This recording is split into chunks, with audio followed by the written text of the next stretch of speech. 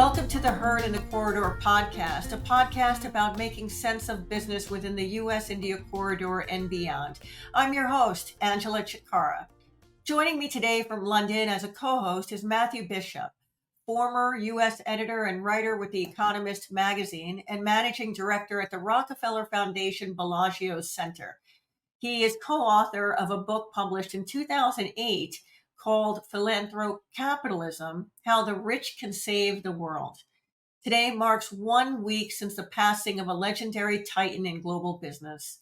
Ratan Tata died at the age of 86 of natural causes. Born a few years before the start of World War II and a decade before the partition, Ratan was born into a Parsi family. He studied architecture at Cornell University and returned to India in 1962 after his grandmother had asked him to come home, and he later was asked to join the Tata Group, a 155-year-old company founded by Jamsetji Tata, a pioneer in Indian business that includes the likes of Jaguar Land Rover, Tata Steel, and TCS. Joining me today is the co-author of a newly released book, Jamsetji Tata, Powerful Learnings for Corporate Success, Mr. R. Gopalakrishnan, who endearingly goes by Gopal. He joins us from Mumbai. And Mr. K.V. Rao, Chairman and Director of Tata International Singapore, joining us from the city-state. He recently joined me on a panel at the Milken Institute's Asia Summit in Singapore on India and a Globalized World. Welcome, gentlemen. So Gopal, what is the legacy of Ratan Tata? Tell us a story.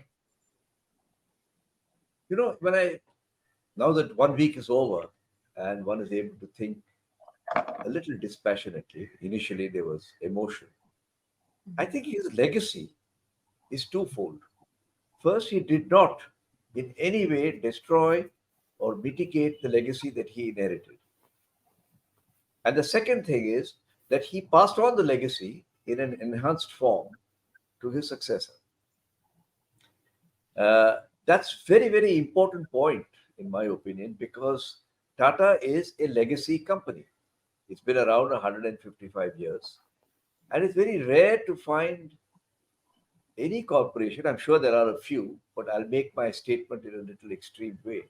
It's very rare to find a company that has been around 150 years and has maintained a renewed legacy, leader after leader, for 7 generations. So Ratan Tata ran his race like a relay race runner rather than a marathon runner who's in it for his own glory. And I think that's his greatest legacy. I can go into lots of stories about it, but let me stop there and say that it's a very rare skill that you'll find in the world of enterprise and business. To inherit a legacy with gratitude, to enhance it and pass it on with the hope in your eye that it will be further enhanced by your successor. So thank you, Gopal. Tell us a story. What do you remember about Mr. Tata? Okay, I have to be disciplined here because, 16, 17, 18 years of seeing him every morning from 9 o'clock till 7 o'clock in the evening could result in going off. I think what I remember very much about him is his boldness. Because for the first time in my career, I saw a bold person who didn't look bold. I met a lot of bold people and they look bold. And my definition of a person who looks bold is that he speaks with a swagger. He's got, pizzazz about him. And he makes big statements which catch the eyes of journalists. But here was a person who was exactly the opposite. And yet he took many bold decisions. And I would just offer 2 categories by way of an example rather than go off into all this. The first very bold decision he took was to go global. And the acquisition of Tetley, the acquisition of Chorus in the UK, Jaguar Land Rover, Brunamont in chemicals, General Chemicals in the US, all of these were seen by peers at that time as being this guy has lost the game. He's lost the plot. But all of them didn't work perfectly, but many of them have worked to the advantage of the group. So that's one example of boldness. And now, of course, in hindsight, people are able to see that it was bold, but not at the time it happened. The second cluster of bold moves was I have worked in Unilever for 31 years, and Unilever has people who come in at the age of 20 and then they groom them all the way. I was very struck by the fact that in Tata there were many, many late career recruits. That's a very risky thing to do in business and management because cultural fitments and ways of working and so on become very important. And Ratan Tata did this, knowing the risk, but solving a business problem, and then making sure that the risk was mitigated to the extent that he could help that process. I was one of the beneficiaries of this. I joined Tata when I was 51, 52, coming from a very Anglo-Saxon company like Unilever into something that was a very Indian company like Tata. And I think I survived because I happily retired. But that is a great legacy. Very few people in the world of enterprise can say, as leaders, that they managed to bring in people and help them to settle into the culture of Tata. Gopal, that's fascinating that you talk about that because, you're talking about issues that are of great concern today, in the workplace, such as ageism. And then you're talking about it in the Asia context, which is interesting. Angela, I've been privileged to work for the group for about 20 years, all from setting out of Singapore, and also privileged to work under Mr. Gopalakrishnan. And what a delight and what a great feeling in retrospect it is to have served a group with such values and such a leadership. I would relate to the first interaction I had with him well before joining the Tata Group. It was sometime around 2002. I was in Singapore. I was in the Singapore Civil Service serving the Singapore Trade Development Board. And he came in, and there was only one acquisition that was done in the group, which was Tetley. And because I was professionally involved in what was then characterized as globalization move for Singapore, I stood up and asked him a question in a public forum on his views of why globalization and where globalization and what the Tata Group believes in. He answered it beautifully.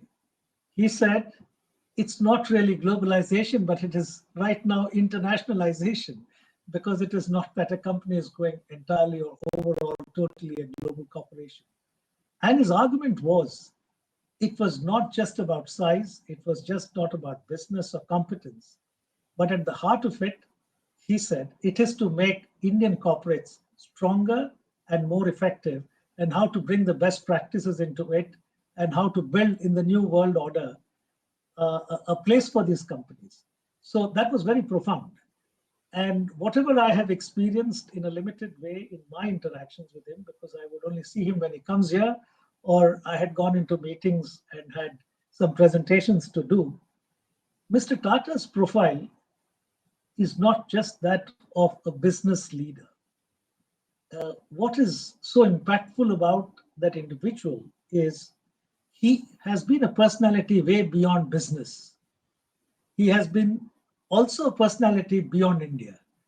And he's also a personality that has impacted people beyond the executives and employees.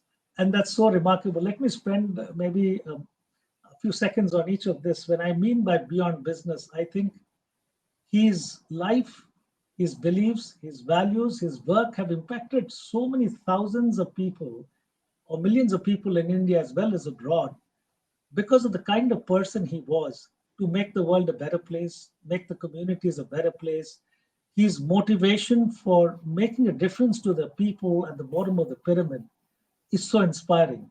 And no wonder today there's no other business leader perhaps in the whole world who people did not know who he is, but have grieved when he left.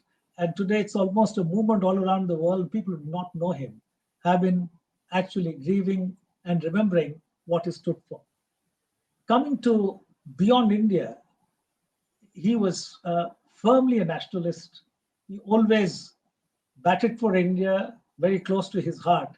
At the same time, I think he wanted the Indian corporates and India to make a greater impact around the world. And as just Gopal mentioned, the journey of approximately 15 years from about 2000 to 2015, there were 60 plus M&A transactions. And the group transformed from what was largely a domestic company into a very global group. At the end of 2015, 16, 17, the numbers showed 2/3 of the Tata turnover came from non-rupee revenues, which is from around the world.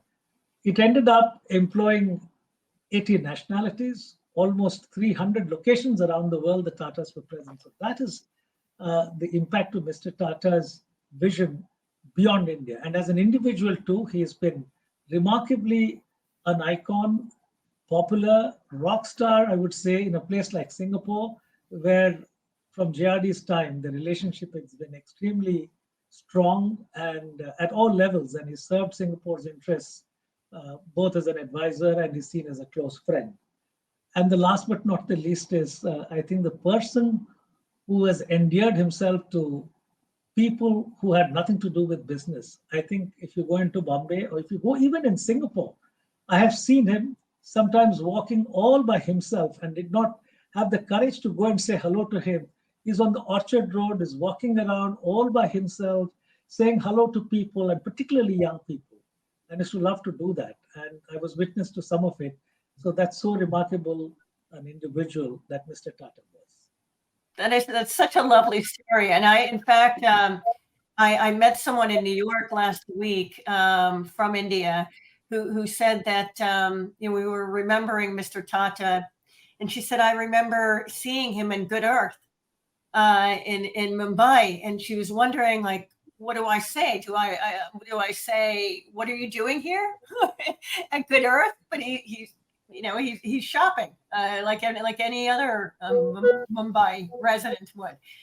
But thank you for that, KV. Matthew, the conversation, the topics that we're talking about today relate very much to a book that you actually released back in, was it 2008? So Philanthrocapitalism was a book that really was trying to pick up on the growing trend of the people who become very wealthy starting to give back to society. And at the same time, businesses were wrestling with questions about what is their responsibility to the society in which they've been able to become prosperous. And, a lot of it was looking at it through an American and to some extent British lens. But I had a chapter devoted to global trends and how this was actually something that, as we saw capitalism spread around the world, I was expecting, and it has proven to be the case, that there would be more leaders, more wealthy people, more companies looking to play a more positive role in solving the big social challenges.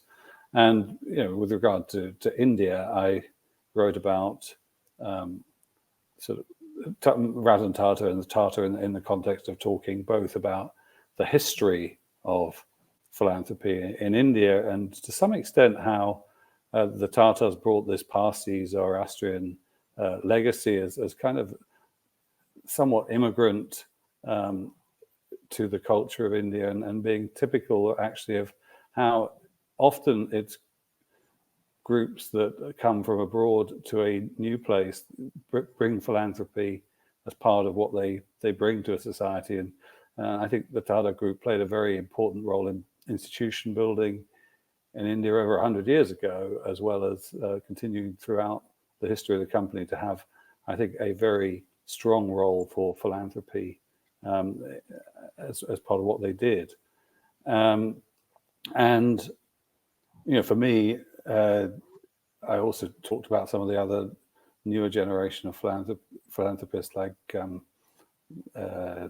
Premji Foundation and Nanda Nilekani, a company both from rivals to the consulting services that Ratan Tata built up. So it felt to me like and I saw Ratan Tata at receiving an award from Peggy Rockefeller Delaney for his philanthropic leadership in India about a decade ago, and he was very striking in what he said, which was firstly that he was concerned and excited about the requirement that Indian companies spend 2% of their revenues on, or their net profit on philanthropy, and he was excited that this was embedding in the culture corporate philanthropy, but also nervous that there would be lots of NGOs created that were really just vehicles to receive the money and not really vehicles for improving the lot of ordinary people. And then secondly, that he was making the point that philanthropy, as he saw it, had reached a point where it shouldn't be about creating buildings with names on, but should be about really transforming the lives of those who are least fortunate in society, creating sustainable livelihoods, providing proper nutrition to children so that they could grow up healthily and become full contributors to society. It was a big vision of the role that business and the wealthy could play in transforming society so that more and more of our fellow humans could experience well-being. Gopal, talk to us about corporate social responsibility in the India context. Angela, Tata's never recognized the word corporate social responsibility or philanthropy because it started as a natural response. And I think it came out of the humility of the founder. It's a rare commodity to look for these days. And what is that manifestation of that humility was that because of the cotton trade back in the 1860s, 70s, 80s, he made a huge amount of money in spite of having set up very efficient factories. And when the then British governor of Bombay, a gentleman called Lord Ray, R-E-A-Y, invited him for some function, he started his statement by saying, "Providence has blessed me with far more than I should have got." The fact that a business leader, and today we count business leaders who are all in billions and trillions, recognizes providence as having played a role in his life was very striking for me. I know 1870s was different from today. And then he went on to say something very interesting. He said, "It is most likely intended that I should merely be a conduit for this to be returned to the people who helped me to earn it." And I was very struck by this. I thought, Matthew, you're from Rockefeller Foundation, aren't you? I was at one point, yeah. You were, you're not anymore. Well, I'll tell you a story about Rockefeller because it happened at about the same time, 1893, when Emma Calvé, who used to be the French operatic singer of the 19th century, became a disciple of a person called Swami Vivekananda from India. And when Swami Vivekananda went to Chicago in 1893, Emma Calvé persuaded John D. Rockefeller to come and meet him. And he told John D. Rockefeller, and this is recorded, I've got the references, do you think that all the money that you have suggests that you're merely a conduit? And he said, how can that be? He said, if you've got 100 times more money than the average American, are you 100 times smarter? And John D. Rockefeller said, I must be. Well, it took another 15 years after that for John D. Rockefeller to set up Rockefeller Foundation. And we know the wonderful story of Rockefeller Foundation. So this idea that was independently expressed, one by Swami Vivekananda around the same time, and by Jamsetji Tata in his address to the governor of Maharashtra, Bombay, suggests that business people are about being conduits, that they earn money and you're like a water pipeline, drawing water from the well and passing it on to people and then recycling the water. That has been the philosophy of Jamsetji Tata. So, for example, he introduced Provident Fund. He introduced pension. He introduced accident insurance in 1890. I mean, these were unheard of, I don't know in the world, but certainly in India. So that tradition has continued. It happened to get the name CSR corporate social responsibility, when the government brought a bill using that word. And CSR is a coinage of some American academic, I'm not sure who exactly. And we have now adopted it. Funny little footnote to what I said. Government wanted us to spend 2% on CSR. But Tata has found that we were already spending 5. So it is actually going to help us to cut cost, which we did not do, of course. But I was most amused to hear this little narrative. And how is it? How has that overall worked in other companies? It turned out Well, as Ratan Tata feared it would, that a lot of the money has gone well, I can't not very comment on helpful that. I directions? don't know for sure, but I can tell you that the total amount of money that is raised through this corporate 2% is 20,000 crores, which is what, 200 million pounds. Is that right, KB? Yeah, Yeah. roughly 200 million pounds. And what has happened is that CSR has become corporatized. You know, India has had a long tradition of merchant charity, like every other society in the world. It's not unusual to India. So you'll find Kachi Bhatiyas, Marwadis, the Chettiars of the south. But they would build temples, they would build little wells for pilgrims, you know, that sort of stuff, set up a school for their community.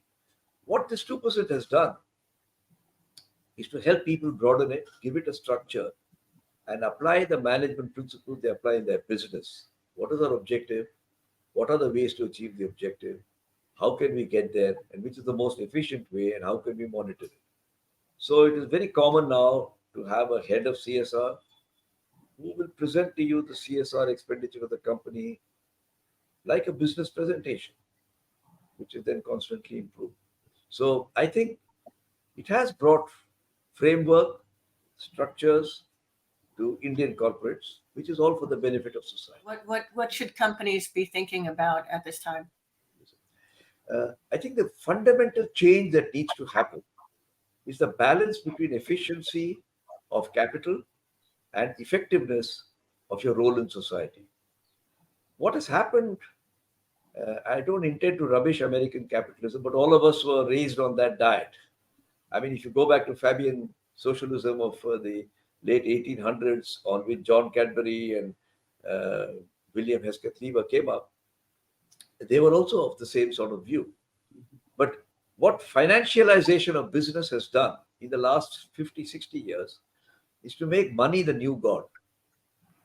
And money is generated by efficiency, and the efficiency can have some sharp edges. And so the world has moved to uh, extracting, it's like a mining company, extracting the maximum you can out of the cash flows that are going on in the company and enriching a few. On the flip side, there exists the role for what I call effectiveness, your contribution to other stakeholders. And while the Dodge versus Ford judgment of the US Michigan Supreme Court in 1919 said you have only one responsibility to the shareholder, while Mr. Milton Friedman of the Chicago School said the same thing, many other people have not followed those. And I think more and more companies now need to move to feeling and understanding that it is part of their job. It is not just an add on. You make money and do good. And these two should go together. And I'm very involved in this. In fact, I'm going to the Pre-Tandrika Forum next month, which Matthew and I were talking about, to talk about the need for what I call SHE companies. SHE standing for sustainable, humane, and enlightened companies. And then, of course, going on to talk about what sustainability and humane and enlightened mean. So I'm on a bit of a trip on that one. So I will stop there to say that the world desperately needs it. And if the American capitalistic system is either broke or is heading for brokenness, then what should replace it? And my dream is that the future leader would be a person who can run a SHE company. Alfred Marshall, the economist of the turn of the century, was once asked a question by an Indian economic student: how can India progress faster? This is 1910. It's the height of the British Raj. And you know his reply? He said, if India could have 2 scores of Mr. Tata, then India will progress. And that's my dream for the future. We don't still have 2 scores of them, but I think we need to have 25 scores. Being an editor at The Economist and during the time that Ratan Tata was certainly becoming more of a global figure, it very much. There was a story that he really became the face of Indian business in its resurgence or emergence as a sort of global force, which I think we now take a lot more for granted. But certainly when Tata bought British Steel and bought Jaguar and then Tetley Tea, it seemed like almost a message to Britain that the old order had gone and a new order of the new emerging economy being the power in the world was there, and that I think Ratan Tata in particular was this extraordinary, dignified, values-driven, honest face of Indian business at a time when there were also plenty of less honest, less value-based Indian business leaders also getting some attention on the world stage. And so, he was, I think, just what India needed as a face for its global emergence as a business force. And I remember the first time I met him was at the Business Council for International Understanding, where he received the Eisenhower Award for Global Business Leadership, because other business leaders in the West and in fact across the global South also saw in this person, the values and the wisdom, as well as the canny businessman's approach to getting stuff done. But I do one other thing I recall was that one of his challenges had been to as was a broader challenge, I think, for India, was to move from a very bureaucratic way of doing things to a more risk-taking entrepreneurial culture. And I was told that one of the things he did was create a recognition for heroic failures, for people who tried to change things and it didn't work, which in India was seen as initially as a very bad thing to do, career-ending failure, disaster. But he wanted to celebrate that in the way that Silicon Valley entrepreneurs, love to brag about their past failures as how they, learned their trade and learned how to take risks. And so promoting that culture of more willingness to take risk was something that he was very committed to, and honoring those who were willing to take those kind of risks. Actually, I took the idea to him because I was inspired by the experience of Volkswagen in Regensburg. And his reaction was exactly the opposite of what you said. Wow. But he said, I don't want to stop you. I think the man was open-minded. So go ahead.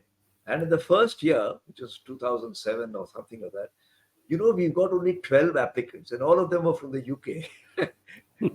Because maybe in the Anglo-Saxon culture, it's okay to admit that you made a mistake. I am now, of course, long retired, but my present colleagues tell me that they get 2,500.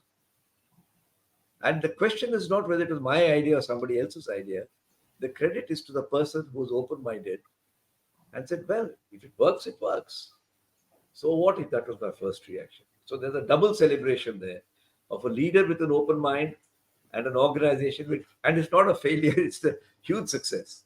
And what made you think? What made you think this was and something that was needed? Ratan Tata called me one day and he said, I want you to apply your mind as to how we can change the culture of innovation in Tatas. Not the processes, because that's easy. There are lots of academics who will tell you processes. I said, how the hell do you go about changing culture? And how can I have a formula for it? So it set me on a certain path. And one of the things I discovered in that was an obscure, unknown, uncelebrated HR manager in the Regensburg factory of Volkswagen went to his boss, who was also open-minded, and said, try it. And it worked.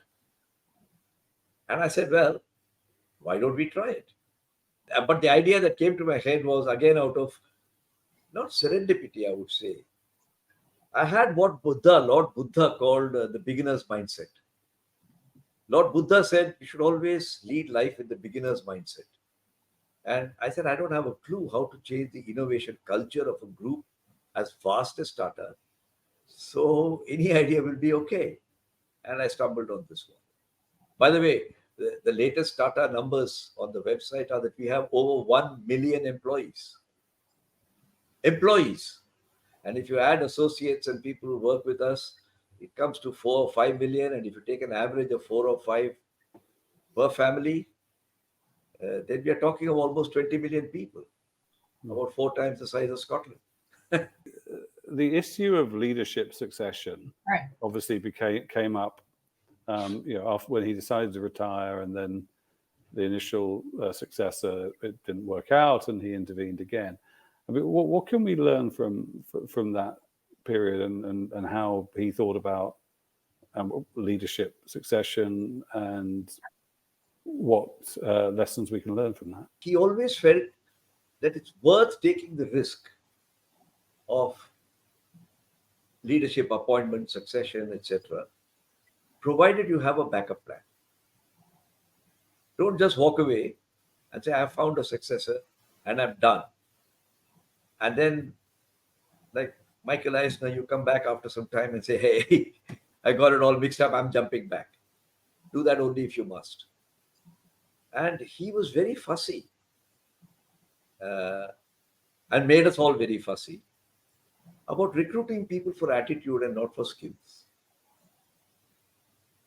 I didn't know anything about how electricity is generated, how a truck is assembled, how soda ash is bubbled through from seawater.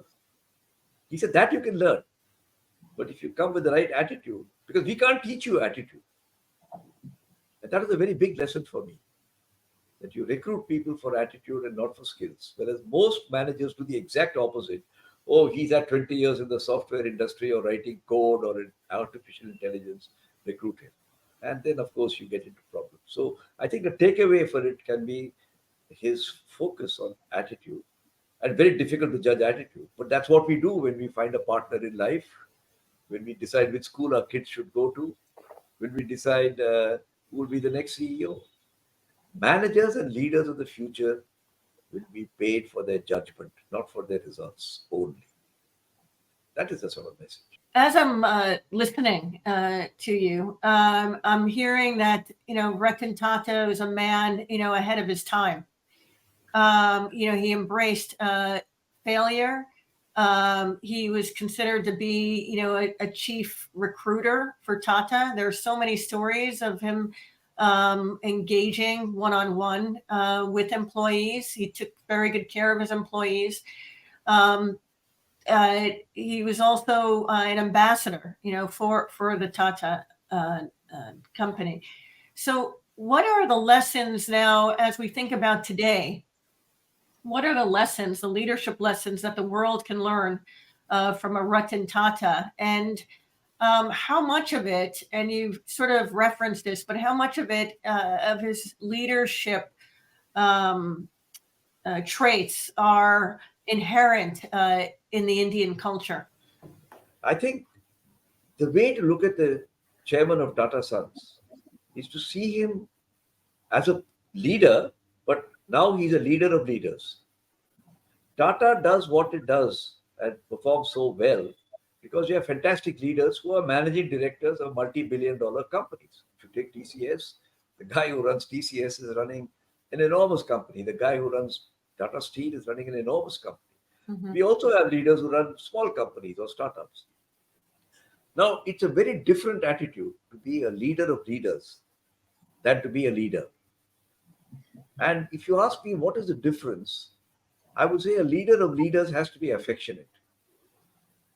That's not necessarily required of a leader of a company. It's just like being a good grandparent is not the same as being a good parent. If you take a family social situation, I have learned how to be, I hope my grandchildren agree with me, I've learned how to be a good grandparent. But I must say it was a very different experience from trying to be a good parent. And a leader of a leader has to have that. And affection has to be the underscoring point. And Ratan Tata was by nature. J.R.D. Tata, his predecessor, was a very affectionate person. And he has written about affection in management, which nobody else in the world talks about. But for a 70-year tradition of talking about affectionate leaders, that permeates through the companies. So I think that's a hallmark of Tata's. We sometimes look like bumbling characters who are running a bureaucracy, which is also probably true to some extent. You can't say everything is perfect about yourself. But the underlying relationships of Tata people, even those who left the company, by the way, I mean, it's very rare. If I take the alumni of Tata and the current employees, I've counted about 4 million people. And it's amazing, really amazing, that somebody who worked as a secretary in the company for 10 years and then got married and went away still feels for Tata. So it is possible to respect a company, which many companies in the world are respected, but it's very difficult to love a company. And that's the distinction of Tata, in my opinion. It's a company that's respected and loved. Gopal, you know what? I love what you just said, because again, these are issues that we're actually talking about today in the workforce, cultural inclusion. You know, and that culture is something that starts at the top in senior level management with the CEO, for example. You know, earlier you had talked about the term CSR. That it was an Americanized, you know, a term that was coined that, you know, Indian companies had taken on. Similarly, the term diversity, equity, and inclusion, DEI. You know, every religion, exists in the, you know, in India. And so, you know, I'd love to pose this question of what is diversity, equity, and inclusion in the India context, and cultural inclusion at Tata. In Tata's, I suppose we never use that word, as you rightly said. It's become so much a part of our DNA Yes. that typically all the leaders at all levels and around the world have a certain shared purpose about how to do good. I would just tell you, we had so many subsidiaries in Southeast Asia, almost 50 odd Tata companies operating. If you go to Thailand and see that the local steel company there of Tata's put out, vehicles, buses, which are mobile libraries, because education was a theme globally we were trying to impact. Where schools did not have books, these guys would go and do it. And similarly, in Vietnam, we had certain interesting programs. We had STEM programs in places like China. And in Singapore, where we are much smaller, we said we'd go and work. All our employees every year would work out a small program where with our hands and feet, we go there and help a certain institution where there are specially able kids and then take them out for an outing. These are things which are never programmed and told from the top. But I think that's where I think the flourish of the Tata way of doing things comes.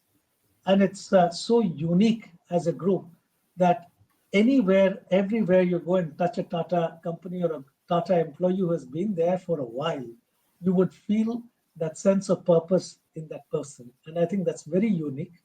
And I think Mr. Ratan Tata inherited an organization with the same values. And just as Gopal mentioned, he's left it on a higher footing globally today than what he inherited. And that's really amazing. The second part was he mentioned about risk taking and his ability to, spot talent at times, spot the values and empower you. I've been a beneficiary of that. When I joined the group, I was in one part of the company, which was chemicals, where our vice chairman was Mr. Gopalakrishnan. And then I moved into power, where I had no knowledge about the subject, but I was brought in because they needed something to be done in Singapore. I was given an assignment to map out the coal supply chain, the energy supply chain, and go and acquire some ships, which was completely new to me. By the way, I'd never done that before. Worked for almost a month and went it into a board presentation. And mind you, it was a couple of hundred of millions dollars of investment to be made at that decision was to be taken. I remember, Gopal, you remember, I made the presentation. It was a long one at the board. A lot of questions were asked, and he was very intent in listening. And I was not sure what the decision will be because it was completely new. It was needed, it was necessary, it was the right thing to do from a value chain integration, but it was a big decision to take. So everyone was wanting to make themselves careful and right. And here I am presenting. I'm not an expert on the subject of all the questions. There was a pin drop silence for about 3 to 4 minutes. And then Mr. Tata said, with a smile, let's bite the bullet. And that's it. We had to create a company, which was the first assignment I took. And Gopal was my chairman then. And we created the whole business around it. Now, that needs courage. And it was a new business, not just to me, but as a chairman, for him to take the decision. Because he was supporting it on a much bolder decision he took in power to set up an ultra mega power project with a $4 billion investment, where a lot of risks were not completely closed at the time of bidding. But that's the kind of the strength that he had as a person.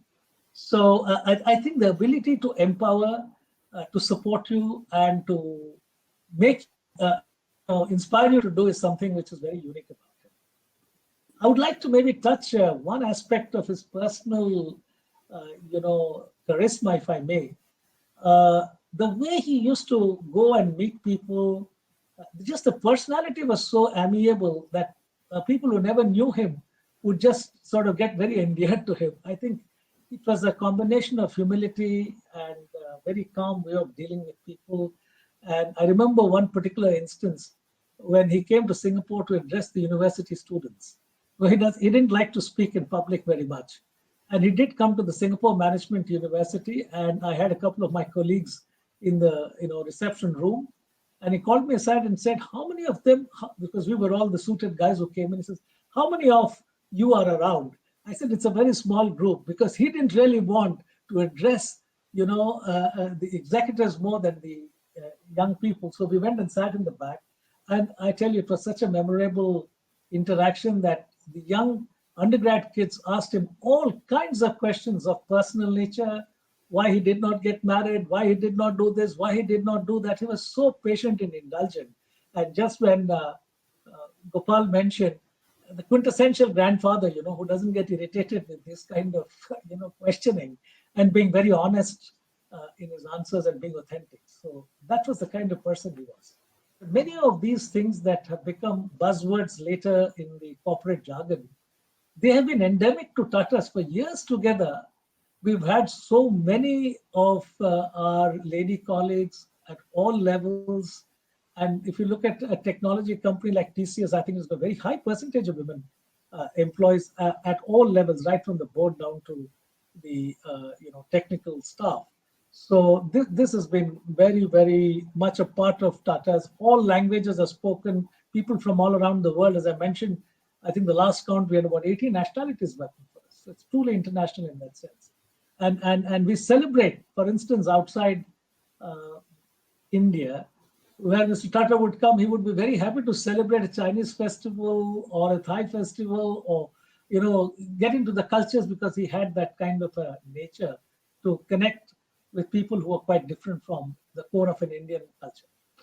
Who might emerge next, as you see, as the world looks for a face of Indian business that is attractive and inspiring in the way that Ratan Tata was? Who would you point to? You're asking me? I really don't know. I honestly don't know. But I must recall that when JRD stepped down and Ratan Tata was appointed, nobody would have thought of him. He was the butt of every single criticism from your fraternity, if I might use that word, the Fourth Estate. Because they said he's just nobody. We tend to make the mistake in the general public domain, in politics, in business, of looking at the exit image of a leader with the entry image of a successor, his or her successor. And that's a fundamental flaw. It's like looking at your 3-year-old child and treating that child as a 30-year-old child, you're bound to come to wrong conclusions. I think the positive news is that there's lots of talent within Tata, within India. And I don't know who that person will be, but there will be somebody. But I hesitate to say it will be the Tata chair because I'm not that clairvoyant, let's put it that way. Matthew, I would desire and I would hope Tatas have become an inspiration to many companies, and there may not be companies of the size of Tatas in terms of depth and width, but there are many purpose-driven companies that are coming out of India, both in the technology space, in the innovation space, in many new areas, who are trying to follow the same values. And they've gone on record and they keep saying that it is Tata's which is an inspiration to us. So I suppose Mr. Tata has ignited many entrepreneurs with the same set of values, could be slightly different in terms of their presentation and manifestation. But what I would look at it in the next 10 to 15 years, perhaps there will be more than one Ratan Tatas or Ratan Tata-like individuals who will make an impact in the world stage. And I would say that let there be many more and let that spread. As we look to the next 20, 25 years from now, what is your outlook on leadership and India in a globalized world? Gopal? I think there was a Russian economist called Nikolai Kondratiev. He was a very controversial economist in his time. And he said the world works on long cycles and short cycles. And what we tend to focus on is the short cycle. But there's a very long cycle. And when that long cycle happens, it changes lots of things dramatically. And one example was when the Japanese defeated the Russians in the 1905 war, when for the first time Asia was seen to be, in hindsight, resting back. And that has played out 120 years. Today, everybody will look at China and perhaps India as the future. So I think since the long cycle is changing, I do believe that two epicenters are going to shift.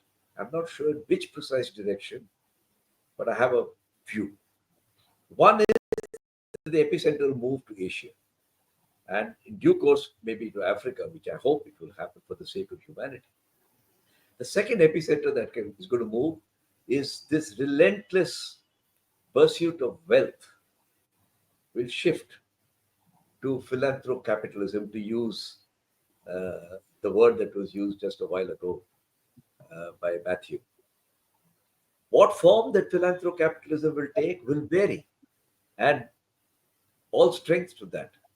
But the two pivots on which, if I'm alive by then, I will hope to see the world move is the shift to Asia, which is now seen by everybody as inevitable, and the shift from the Michael Friedman type of capitalism to philanthrocapitalism. And I think that will be for the benefit of the world. I would hasten to add there are two flows in the next 25 years which are perhaps unstoppable. One, the world going into India, because the next 25 years, a significant opportunity for the world is clearly Asia, and within Asia, it's India. Take it from any dimension. So a whole lot of global interest, global investment, global centricity will have something to do with India. And therefore, India becomes an important player. The second is India in the world, because Indian talent has been the first one that has moved all around the world today. It drives large corporations, be it in the US, be it in Europe, be it in Asia. I think Indians are a tribe that has proven itself in terms of being able to spread their talent and do things around the world.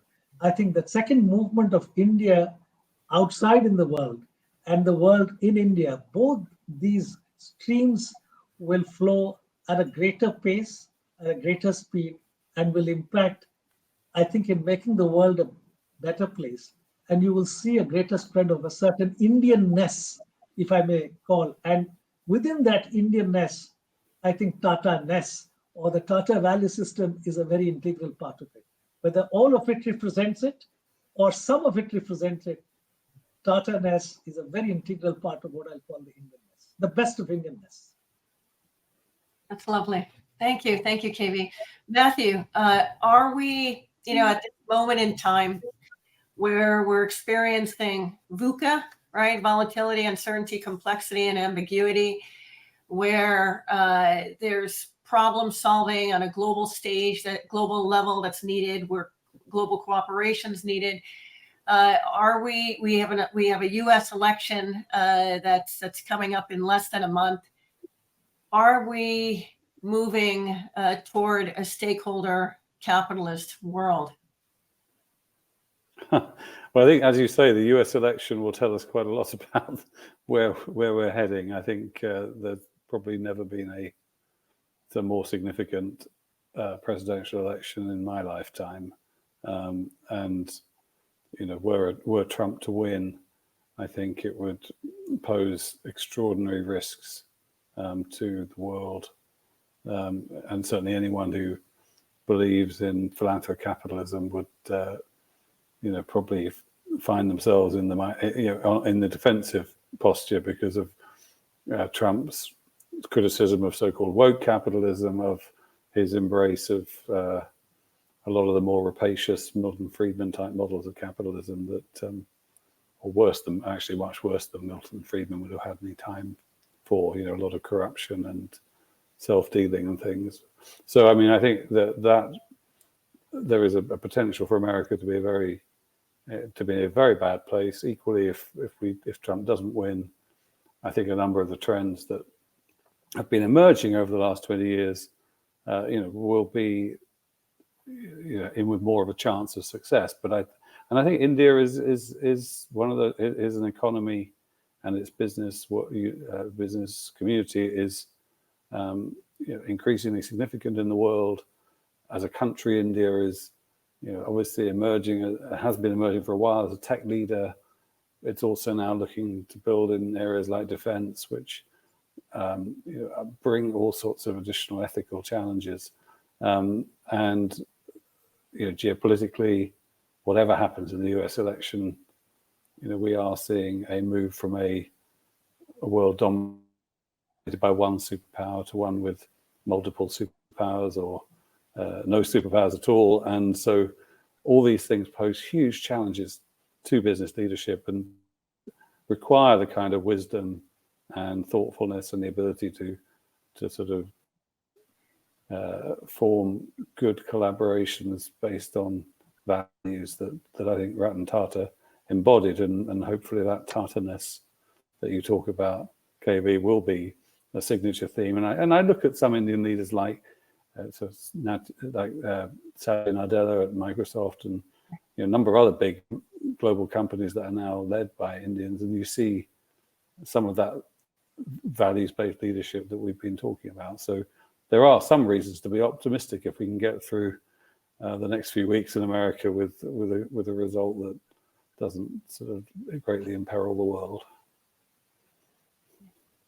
Thank you so much, gentlemen. It was such an honor to be with all of you. Great to be with you. Thank you. That was a very invigorating discussion. I'm delighted that you invited us, Angela, and we covered quite a lot of ground.